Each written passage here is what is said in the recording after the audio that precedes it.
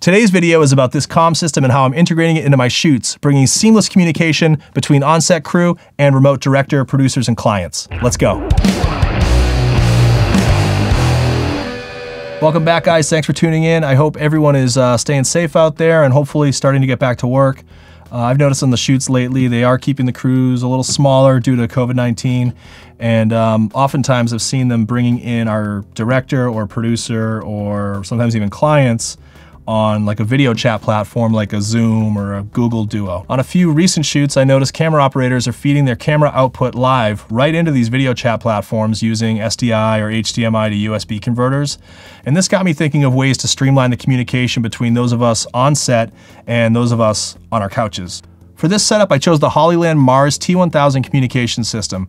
The T1000 is a two-way communication system which includes one base station, 4 body packs, and 5 headsets, as the base station functions as the 5th transceiver. One reason I was attracted to this comm system is because it's portable. The base station can operate on batteries, Sony L series, and also includes a wall plug if you have electricity available locally. With a large Sony L series battery on the top sled here, it will last for about 20 hours, and if you use both of them, you can get 40 hours out of this. I am using a eSmart battery because this is just what I happen to keep in my kit. The power input is a 4-pin XLR, which accepts a pretty wide range of 7 to 26 volts DC. On the other side, there are 4 USB ports for charging the 4 body packs, with the 4 included USB to USB-C cables. The body packs have rechargeable lithium batteries inside that get about 8 hours on a full charge. This comm system operates in the 1.9 gigahertz band, so on the back there are 2 removable whip antennas, and a spare antenna is included in the set as well. Next to the power connector, there's a Cat5 connector. You can use this to connect 2 of these systems together for a total of 10 users. You can also use this Cat5 connection to send and receive analog audio in and out of the base station, which is why this system is a really good fit for my use, and we'll get into that in a second. This T1000 system is super easy to use. It's literally plug and play. You plug your headset in, you turn the knob on here, which is also the volume knob. It comes to life, and the display will say link as soon as it's linked. That took about 2 seconds, and then the only thing you have to do after that is they boot up in mute mode. You hold that button for about 2 seconds, and there you go, talk. Now your mic is active and you're able to communicate with anyone else who's got one of these headsets on. Quality-wise, the base station in these body packs feels quite rugged. If I had to guess, they feel like maybe aluminum, similar to the build quality of like a high-end walkie-talkie. So they seem like they could probably be dropped frequently without too much fear. The headsets are plastic, but they do feel sturdy, and the earphone is large, and it does a nice job of isolating that ear from outside noise, but it also does a great job of isolating your set from comm bleed. Sometimes when you have several people wearing comms in sort of the same area, that volume from each one can kind of build up, and next thing you know, you're actually starting to hear it through your talent mics. So as a sound person, I prefer these headset style mics for crew comms opposed to like walkie surveillance style mics, because with the mic close to the lips, the crew doesn't really need to talk as loudly either. When the headset mic is in the down position, it is open and on, which is nice because it frees the crew person's hands to maybe operate equipment, switcher, or camera, or something like that.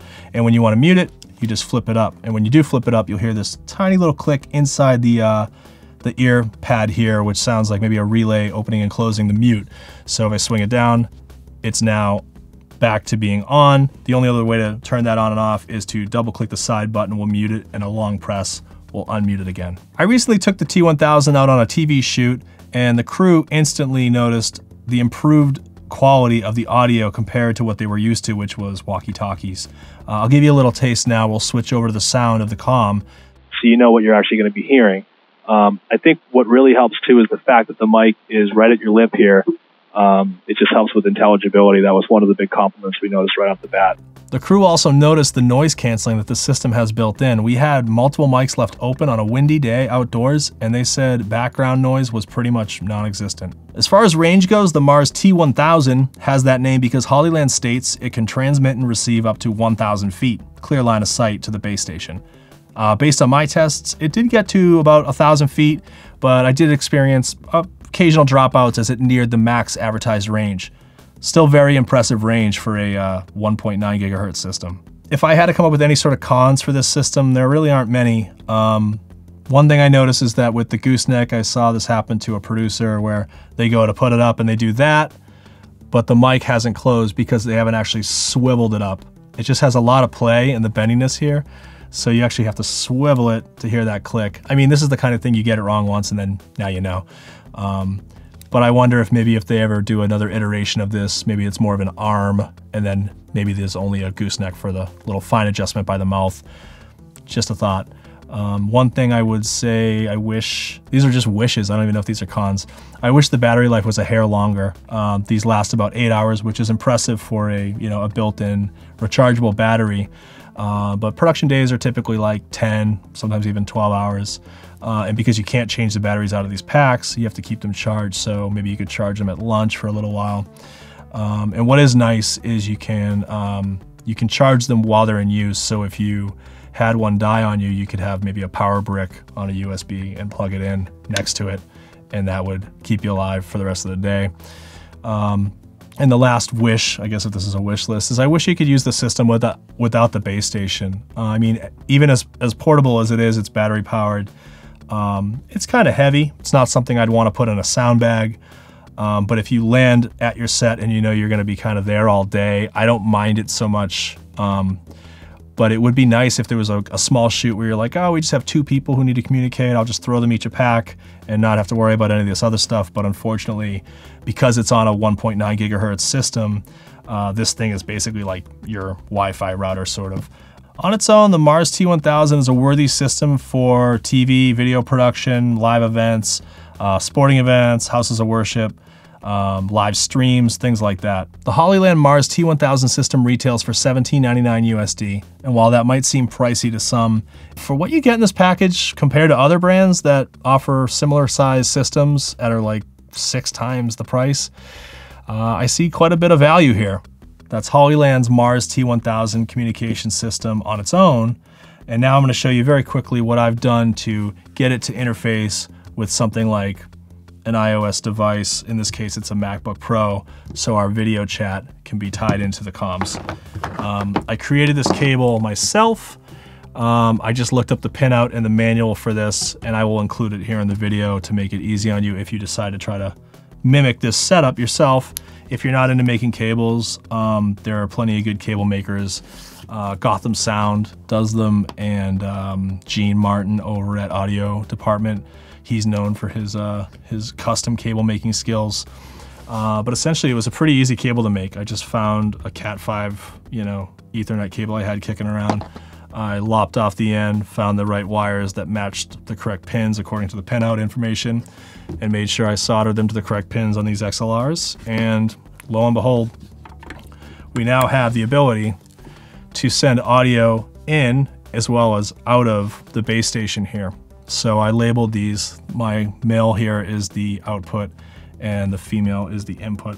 And essentially anything that comes out of this comm system, like anyone's microphone, anyone who's wearing a mic, is gonna come on the output. And then anything we send into this input will be heard by anyone wearing these as well. So this is what we need to get into our laptop here, but it doesn't quite get us there because the laptop interface is, in this case it's like USB-C, but it does have the headphone jack, and I have a cable that will do that. This is made by a company called Zaxcom.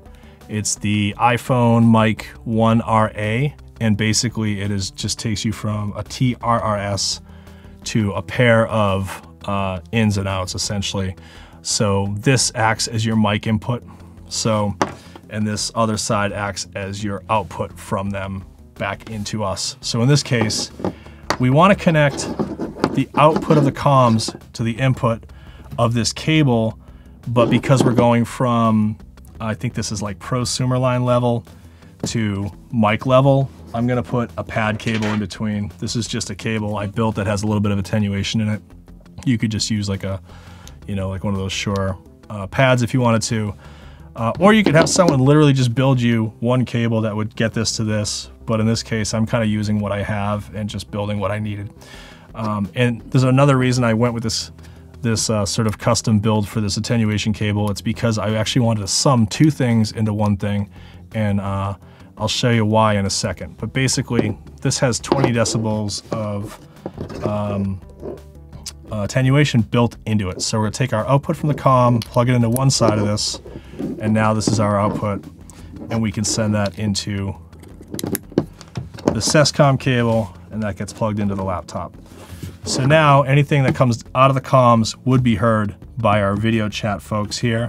And to get our video chat folks to be heard by people wearing comms, we need to get this output from the Zaxcom cable into the input cable of the Hollyland base station. But as you can see, this is stock cable. It's a female stereo unbalanced to a balanced XLR mono. Are you still with me? So basically, I have this cable in my kit I found, which gets us there. It basically sums together the left and right into a single unbalanced, or I guess, yeah, unbalanced to balanced connection. So I know we're getting into a lot of spaghetti here, but this is how I did it, and it seems to work great.